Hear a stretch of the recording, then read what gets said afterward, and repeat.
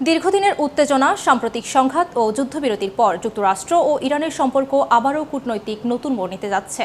মধ্যপ্রাচ্যের অস্থির পরিস্থিতির মধ্যেই এবার পাকিস্তানের মাটিতে দুই দেশের দ্বিতীয় দফার গুরুত্বপূর্ণ এবার কোন আলোচনা অনুষ্ঠিত হতে যাচ্ছে, বিস্তারিত ডেস্ক রিপোর্টে। দীর্ঘদিনের উত্তেজনা, সাম্প্রতিক সংঘাত এবং যুদ্ধবিরতির পর কূটনৈতিক অঙ্গনে আবারও নতুন মোড় নিতে যাচ্ছে যুক্তরাষ্ট্র ও ইরানের সম্পর্ক। মধ্যপ্রাচ্যের অস্থির পরিস্থিতির মাঝে এবার পাকিস্তানের মাটিতে বসতে যাচ্ছে দুই দেশের দ্বিতীয় দফার গুরুত্বপূর্ণ আলোচনা।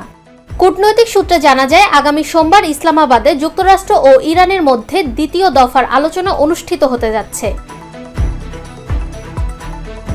গত 11 এপ্রিল একই স্থানে অনুষ্ঠিত প্রথম দফার বৈঠকে মার্কিন প্রতিনিধি দলের নেতৃত্ব দেন দেশটির ভাইস প্রেসিডেন্ট জেডি ভ্যান্স এবং ইরানের পক্ষে নেতৃত্ব দেন দেশটির পার্লামেন্টের স্পিকার মোহাম্মদ বাগের গালিভাফ। ইরানের একটি নির্ভরযোগ্য সূত্র সিএনএনকে জানিয়েছে, দ্বিতীয় দফার এই বৈঠককে সামনে রেখে উভয় পক্ষের প্রতিনিধিরা রোববারের মধ্যে ইসলামাবাদে পৌঁছাতে পারে। প্রথম দফার আলোচনায় প্রত্যাশিত কোনো উল্লেখযোগ্য সাফল্য আনতে না পারলেও উভয় পক্ষের মধ্যে সংলাপ চালিয়ে যাওয়ার আগ্রহ স্পষ্ট হয়েছে। মূলত পাকিস্তানের সক্রিয় উদ্যোগী দুই দেশের আবারও আলোচনায় বসতে সম্মত হয়েছে। বিশ্লেষকদের মতে এই আলোচনা শুধুমাত্র দ্বিপাক্ষিক সম্পর্কের মধ্যেই সীমাবদ্ধ নয়, বরং এর প্রভাব পড়তে পারে পুরো মধ্যপ্রাচ্যের ভূ রাজনীতিতে।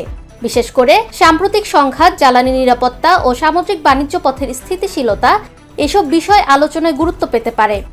ইসলামাবাদে অনুষ্ঠিতব্য এই দ্বিতীয় দফার আলোচনা আন্তর্জাতিক কূটনীতিতে একটি বড় পরীক্ষার মুখে দাঁড়িয়েছে। আন্তর্জাতিক মহলের নজর এখন ইসলামাবাদের দিকেই। এই বৈঠক কি সত্যি কোনো বড় সমাধানের পথ খুলে দেবে? ফাহমিদা বিনতে আনোয়ার, নিরপেক্ষ। নিরপেক্ষ, সত্য প্রকাশে আপোষহীন।